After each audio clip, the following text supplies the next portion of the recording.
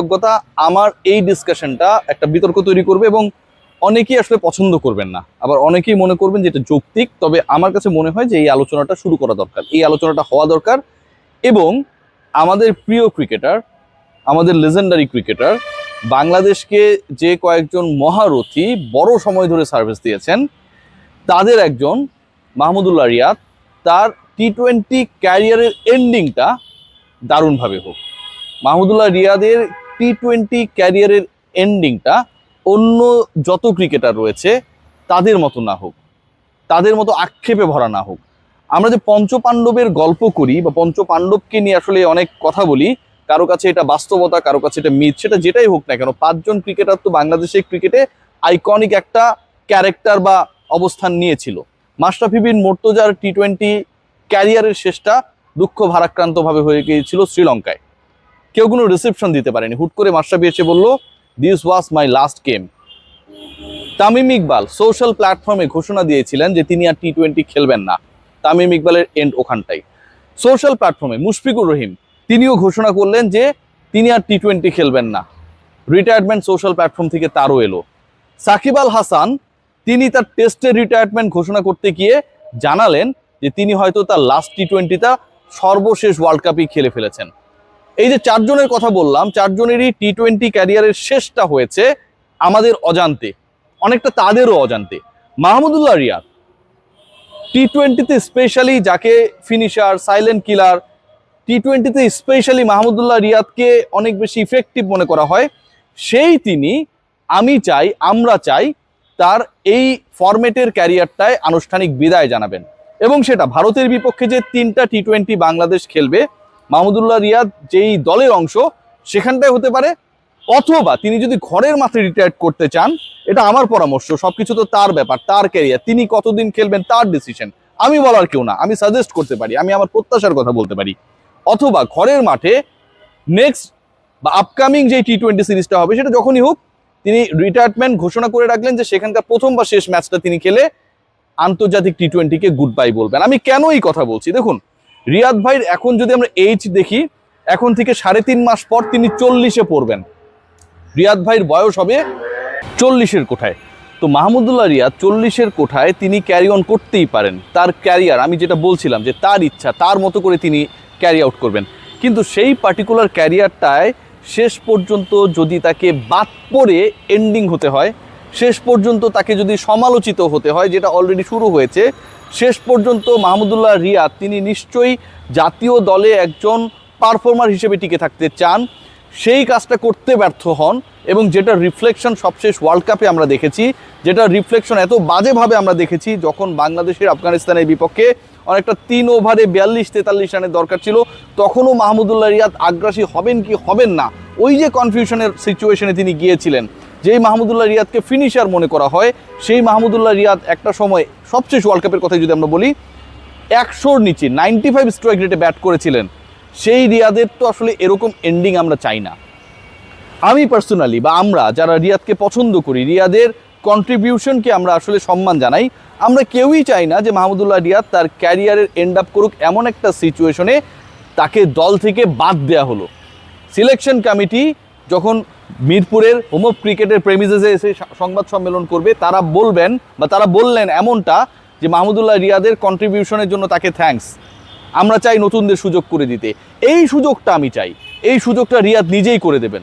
দেখুন 2026 world cup coming, এবং ভারতে অনুষ্ঠিতব্য সেই বিশ্বকাপে নিশ্চয়ই মাহমুদুল্লাহ রিয়াদ বিবেচিত হবেন না, যদি আমরা প্রেজেন্ট সিচুয়েশন, তার পারফরমেন্স, আপকামিং ক্রিকেটার সব কিছু বিবেচনা করি, এটাই তো বাস্তবতা।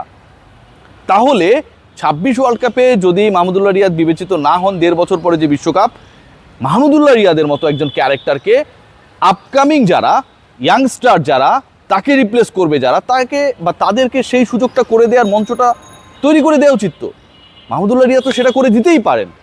আমরা দেখছিলাম যে তানজিদ তামিম তিনি একটা পোস্ট করেছেন তার সোশ্যাল হ্যান্ডেলে, এবং সেখানটায় তিনি তামিম ইকবাল খানকে থ্যাঙ্কস জানিয়েছেন। তিনি বলেছেন যে তার স্বপ্ন পূরণের জন্য তামিমকে থ্যাঙ্কস। ওই যে তামিম তাকে হচ্ছে সিএ ব্যাট, বাংলাদেশের ক্রিকেটারদের সবচেয়ে বড় চ্যালেঞ্জে পড়তে হয় কোয়ালিটি ব্যাট এনশিওর করতে, যেটাতে তারা 22 গজে ব্যাটিং করবে। সো তামিম ইকবাল তার কানেকশন কাজে লাগিয়ে যখন একজন ক্রিকেটারকে সেই সুযোগটা করে দিচ্ছেন, এবং সেই রেসপেক্টটা আমরা দেখছি তানজিদ তামিমের মতো যেই ছেলেটা রিয়াদের জায়গায় খেলবে, মাহমুদুল্লাহ রিয়াদ যখন কাউকে চিয়ার আপ করবে বা যখন স্যালুট জানাবে to the spectators, to the board, যে আমার এই ক্যারিয়ারটার জন্য সবাইকে থ্যাঙ্কস, এখন নতুনদের সময় আমি জায়গা ছেড়ে দিতে চাই, এর থেকে বড় ওনার, এর থেকে বড় রেসপেক্ট কি আর কিছু হতে পারে? সো রিয়াদের কোর্টে কিন্তু বল, রিয়াদ কিন্তু he has been selected for the upcoming 3 match T20 series, সেখানটায় তিনি অবসর নিতে পারেন এবং দারুণভাবে শেষ করতে পারেন। সাকিব আল হাসান চেয়েও অনেকটা হোম অফ ক্রিকেটে ঘরের মাঠে এসে শেষ করতে পারছেন না, একবার ভাবুন। আবার বিরাট কোহলি, রোহিত শর্মারা অসাধারণভাবে ফিনিশ করেছেন। লুক এট রোহিত শর্মা, বাংলাদেশের বিপক্ষে ভারতের ব্যাটিংয়ের প্রথম ইনিংসে প্রথম 2 বলে যেভাবে 6 মেরেছেন, এই পার্টিকুলার ক্রিকেটার টিম ইন্ডিয়ায় অপ্রয়োজনীয়, চলে না, তার দরকার নেই, কেউ বলবে? ফর্মের জায়গায় তো রোহিত শর্মা ঠিক আগের মতোই মার কুটে ভাই, তারপরও T20কে বিদায় বলেছেন নতুন প্রজন্মকে সামনে এগিয়ে নেবার জন্য, নিজের প্রেশার কমিয়ে অন্য ফরম্যাটসগুলোতে তিনি যেন বেশি সময় দিতে পারেন সেই জন্য। এখন সেটা যদি হয়, রোহিত শর্মার মতো গ্রেট ক্রিকেটার, বিরাট কোহলির মতো গ্রেট ক্রিকেটারদের লক্ষ্য, মাহমুদুল্লাহ রিয়াদ তো আমাদের গ্রেট। T20 বিশ্বকাপ সামনে রেখে নতুন প্রজন্মকে বেশি ম্যাচেস খেলার সুযোগ করে দিয়ে তিনি যদি ফোকাস করেন 2025-এর চ্যাম্পিয়ন্স ট্রফিতে, যেমনটা তিনি এখানটাই প্র্যাকটিস করেছিলেন 2023 বিশ্বকাপের জন্য, এর থেকে বিউটিফুল কোনো কিছু হতে পারে?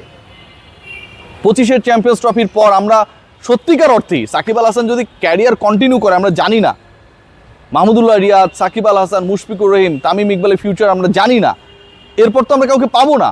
So he should concentrate on that particular issue, তার জন্য ইজি হবে, তার প্ল্যান করার জন্য ইজি হবে, অন্যদের সামনে আসার এবং একই সাথে হচ্ছে জাতীয় দলে থিতু হবার জন্য ইজি হবে, সিলেকশন প্যানেলের জন্য ইজি হবে যে আসলে রিয়াদের রিপ্লেসমেন্ট কে হতে পারে। সময় থাকতে আমরা কেন যেন সেই সময়ের গুরুত্ব বুঝি না most of the times. So Mahmudullah Riyad, আমি এক্সপেক্ট করি যে তিনি সেই গুরুত্বটা বুঝবেন, তিনি 25-এর চ্যাম্পিয়ন্স ট্রফিতে গুরুত্ব দেবেন, তিনি 26-এর যে T20 বিশ্বকাপ সেটাতে গুরুত্ব দিয়ে নতুন প্রজন্মকে এগিয়ে আনতে ভূমিকা পালন করবেন, তিনি সিলেকশন প্যানেলকে বিব্রত করবেন না, তিনি বাংলাদেশের ক্রিকেটের সেই সুপারস্টার হবেন যাকে আমরা গর্ব ভরে আমরা আমাদের হাততালি দিয়ে দারুণভাবে বিদায় জানাবো। তার টেস্টের বিদায়টা সুখকর হয় নাই, 150 করার পর জিম্বাবুয়েতে হুট করে আমি কভার করছিলাম, আমরা জানতে পেলাম যে Mahmudullah Riyad he is announcing his retirement, that was his last test. আমরা তো সেটা T20-তে চাই না, অন্য ফর্মেটে চাই না। সো আমার কাছে মনে হয় according to the form, according to fitness, according to future, according to future plan as well, Mahmudullah রিয়াদের এটাই বেস্ট সময়।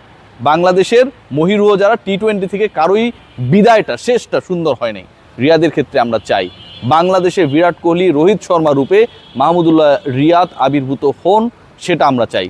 কত দারুণ দারুণ ম্যাচ তিনি আমাদের জিতিয়েছেন, কত অসাধারণ ফিনিশিং তিনি করেছেন। বিশ্বকাপে তার 95 স্ট্রাইক রেটে ব্যাটিং নিয়েও যেমন কথা আসে, একই সাথে প্রথম ম্যাচে শ্রীলঙ্কার বিপক্ষে বাংলাদেশ যে জয় পেয়েছে, ঠিক সেই সময়টায় মাহমুদুল্লাহ রিয়াদের ব্যাটিং, তার অ্যাপ্রোচ, তার টিকে থাকা, তার উইকেটে থাকাও কিন্তু একটা গুরুত্ব বহন করেছিল। সো ওভারঅল তিনি সেই ইম্পর্টেন্সটা যদি নিজেকে দেন, দারুণ করে যদি বিদায় জানান আন্তর্জাতিক ক্রিকেটকে, এর থেকে সুন্দর আর কিছুই হতে পারে না। We all R expecting a better retirement.